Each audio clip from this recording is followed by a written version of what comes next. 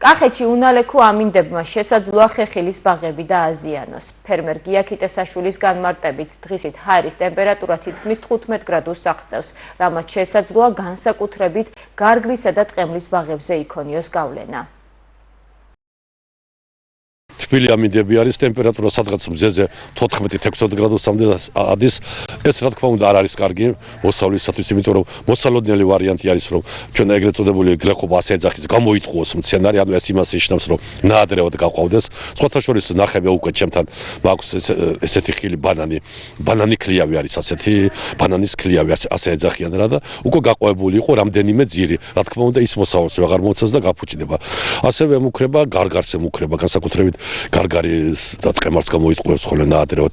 ჯერჯერობით მაინც კაია რომ ღამეს ყინვებია -2-1 გრადუსი მაინც არის და ახალი პროგნოზით მოსალოდნელია თოვლიც მოვიდეს და ამინდები შეიცვალოს ჩვენ სასარგებლოდ, იმიტომ რომ ასეთი სიცხეები როგორც აღნიშნე ცოტა ცუდი არის იმ მხრივ რომ გლეხს გაუჭირდება მომავალი მოსავლის მიღება. ატამზე შეიძლება იქნების ხოლმე.